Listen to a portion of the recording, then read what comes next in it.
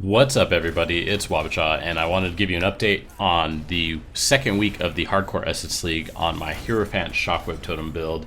And just so you can kind of compare it to your build and see where you are. I haven't really been playing too hardcore the past week. I've been really busy with work, and I've been busy with some other things, like some other personal things. So I don't want you to think that I've been going super hard for 2 weeks, but I would consider this to be fairly casual. So currently we are actually sitting at about 8.2 to 8.3k energy shields, still without a shavs. Once we are able to get a shavs, we will be able to drop a little bit of energy shield in some of our gear and get a little bit more damage, maybe even dropping energy shield on our passive tree as well.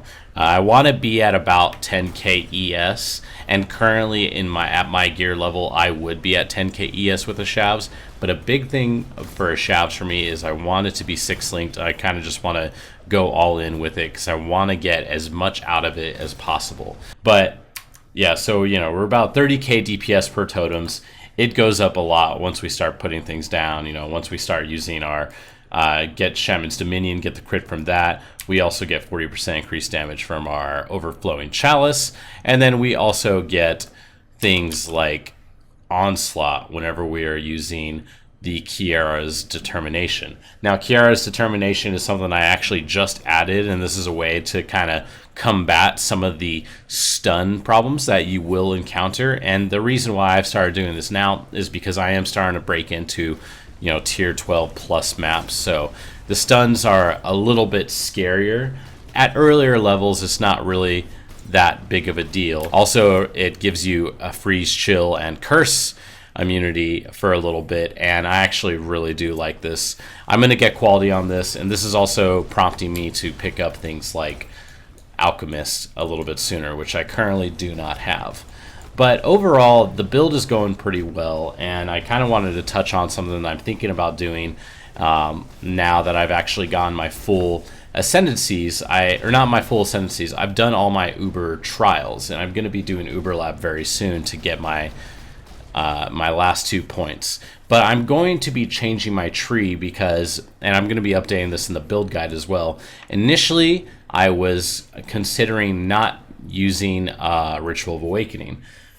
Because it's not too much better than Ancestral Bond, because you get a damage penalty per totem whenever you use Ritual of Awakening. So if we're just to apply numbers to this, whenever you use Ancestral Bond, it doubles the damage on your tooltip, right? It doubles the damage on your tooltip.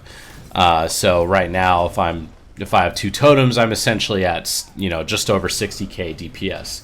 However, if I'm on Ritual of Awakening and I have 3 totems, I get 8% less damage per totem on each totem. So it's actually 24% less damage on each totem. So it doesn't turn out to be 300% increased damage like this would be 200% increased damage or 100% increase. But it works out to be roughly about, I would say, about 15% more damage going through Ritual of Awakening. That's just kind of just rough numbers, thinking out loud. But I'm going to be doing this mostly because I'm going to be saving some passive points.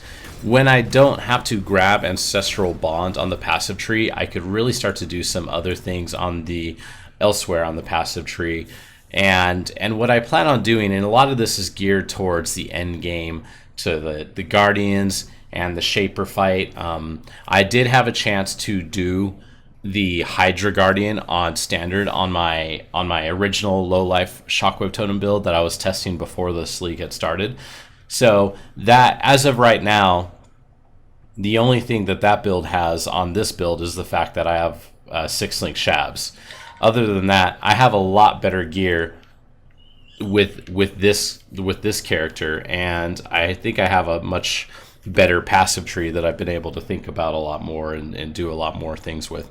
And because of this, when I did Hydra, it was actually pretty straightforward. I didn't really take too much damage. I did die once, but it was It was avoidable, to be completely honest, either through the use of a Val discipline or just by simply logging out.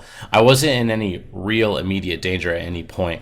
The only thing that was a little lacking was my damage was a little low. And that's because all the fights, all the mobs, all the guardians, all those encounters, they have a very high, very, very high HP pool. So my damage was a little low, and obviously I can't use poison.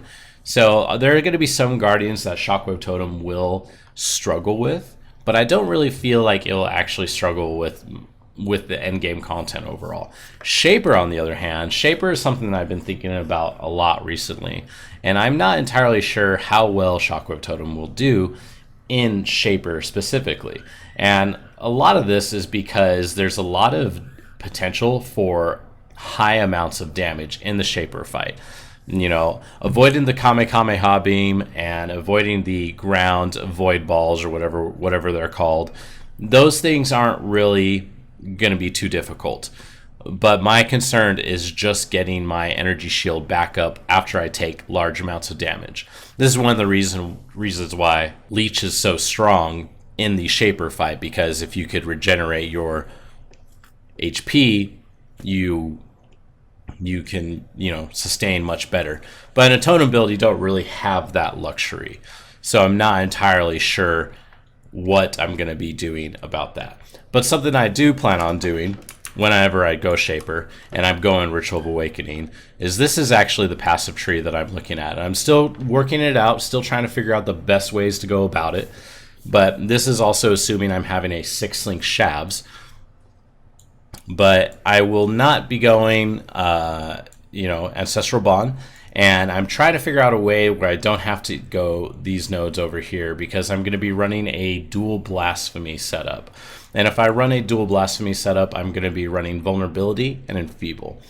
And so my goal here is to get some nice double dipping out of Vulnerability for my physical damage on my totems and poison, and to Enfeeble to decrease the amount of damage that is dealt to me. Now, there's some things that I can do. I don't necessarily need to run Vulnerability on Blasphemy. I think that's something that a lot of people kind of overlook now, because you think that you need curse automation, but you really don't. Especially as a totem build, when you put down your totems, you have time, and with all the cast speed that you're picking up on your tree and everything else, honestly, you kind of have time to self-cast. But, this is the tree that I'm looking at. We did drop Ancestral Bond, like I said, trying to think about ways to not go over here. And another thing that I'm going to be doing is also going to be picking up Force Shaper. And again, this is all preliminary. I'm not entirely sure, but this is at 113 passive points. I imagine by the time I actually get around to try and Shaper, I'm actually going to be about level 93, 94. So I'll actually have 2 more passive points, potentially 3 more passive points when I'm doing this. But this is just what I'm looking at right now. I wanted to give you guys an update on my build and how it was going. And, if you have any questions for me, let me know in the comments below, or leave me questions on the forums. And a lot of people have been messaging me in game for questions about Shockwave Totem or Siege Ballista. I would really prefer it if while you guys are asking me those questions, you did that in the comments or on the forums, simply because I get a lot of repeat questions. And whenever I get a question that I've answered multiple times, it's better for me to answer it on the forums, so people could always go back and look to it. Also, I am pretty busy, so when I'm in game, I'm usually playing. So I don't really have the luxury of taking time out of my mapping to explain a complex question that I ask, or that someone asked me. So yeah, guys, if you like this video, please give it a thumbs up, share it if you thought it was insightful, and you can check me out on twitch.tv/wabacha, Twitter @wabacha, and yeah, thanks guys very much. Have a good one.